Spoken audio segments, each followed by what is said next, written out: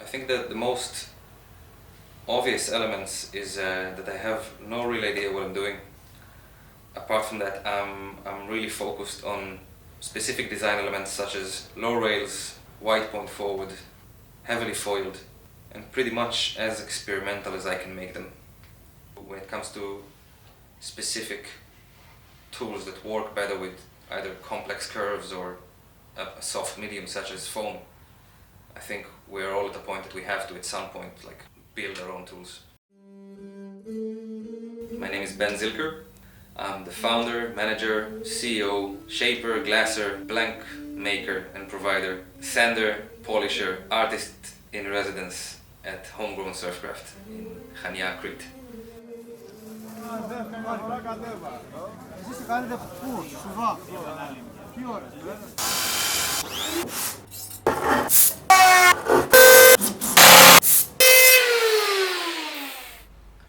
I think the DIY approach is an essential part of surfing, surfing culture anyway. There's not a tool for every curve, and if you have a certain physical shape you want to reach, sometimes it's easier to use something that you've made and planned and designed according to this curve or to this shape.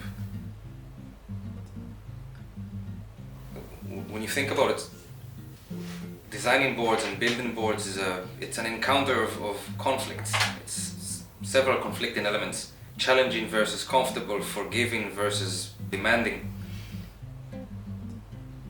My knowledge to start with is very limited, so whenever I build something that I've never built before, or I put a new type of rail, a new design element into the board, whether it's a set of channels or new fins, working with flex and flex tails and flexibility in fins, and that first drop and then that first bottom turn, and it's just that's for me the most addictive part of it.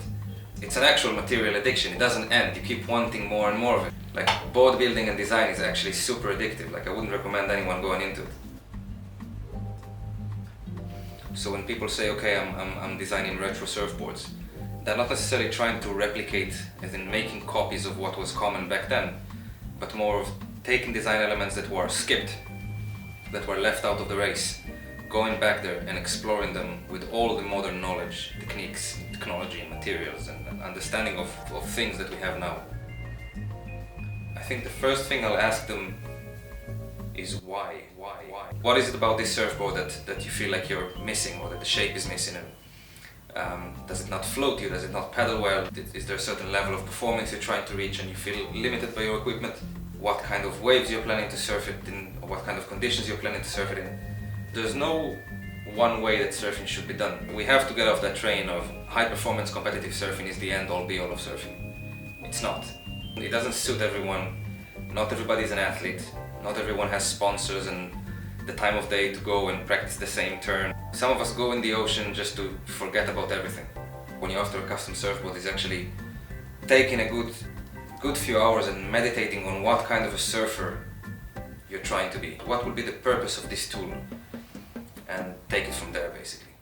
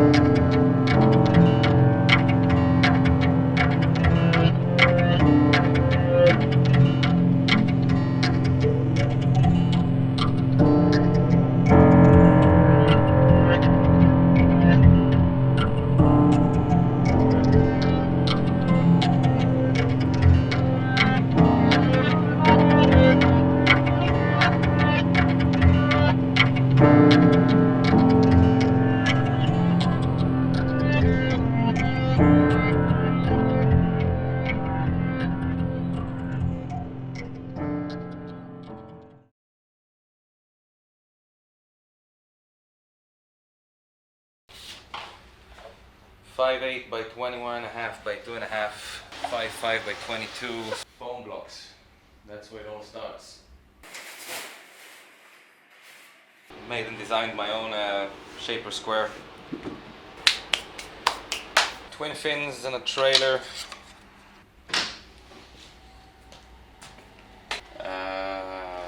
What else? Fabrics for inlays. I started working with this paper on boards. This is great as well. 9.2 nose rider, kind of rolled all the way through, really thin down rails. Electric salami slicer, Hitachi. Ding, ding, ding, ding, ding, ding, ding. So, oh good. 7.6, kind of like low stinger down rail. 5.3. Put some gold flakes in the lamination.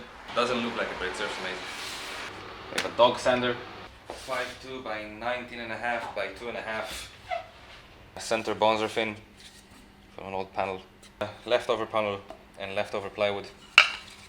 Twins. This is like my worst.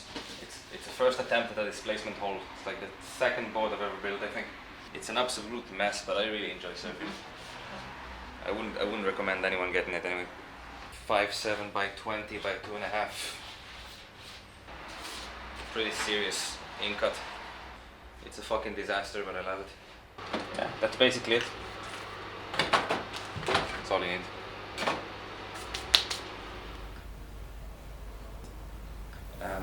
You have to match the board, the craft that you're using, to your level of expectations from yourself.